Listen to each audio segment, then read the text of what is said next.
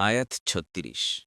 ওয়ালাকাদ বা'আসনা ফি কুল্লি উম্মাতির রাসূলান আন ই'বুদুল্লাহা ওয়াজতানিবুত তাগুত فمنهم من هدى الله ومنهم من حقت عليه الضلالة فسيروا في الأرض فانظروا كيف كان عاقبة المكذبين অনুবাদ আর অবশ্যই আমরা প্রত্যেক জাতির মধ্যে রাসূল পাঠিয়েছিলাম এ নির্দেশ দিয়ে যে তোমরা আল্লাহ ইবাদত করো এবং তাগুতকে বর্জন করো অতঃপর তাদের কিছু সংখ্যককে আল্লাহ হিদায়েত দিয়েছে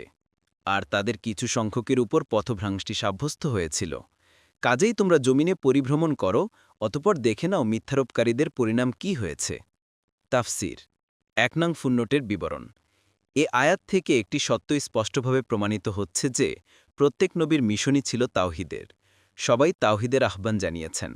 এবং তাগুত ও শিরক থেকে তাদের উম্মতদেরকে সাবধান করে গেছেন এ ব্যাপারে প্রত্যেকের দাবি ছিল এক কোনো হেরফের ছিল না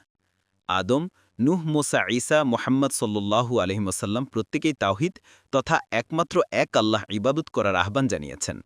এবং আল্লাহ ব্যতীত যাবতীয় উপাস্য পরিত্যাগ করার আহ্বান জানিয়েছেন তাদের কেউই নিজেকে বা অপর কোনো সৃষ্টিকে ইলাহ বলে ঘোষণা দেননি নাসারাদের তৃত্ববাদ ঈসা আলাইহিসসালামের দাওয়াত নয় সমস্ত নবী রাসূলদের দাওয়াত যে একই ছিল এবং আল্লাহ তাআলা কর্তৃক প্রত্যেক জাতির নিকট নবী রাসূল পাঠানোর বিষয়ে আরও দেখুন সূরা আল আম্বিয়ার ২৫ নং আয়াত সূরা আয-যুখরুফের ৪৫ নং আয়াত ২ নং ফুটনোটের বিবরণ অর্থাৎ নিশ্চয়তা লাভের জন্য অভিজ্ঞতার চাইতে আর কোনো বড় নির্ভরযোগ্য মানদণ্ড নেই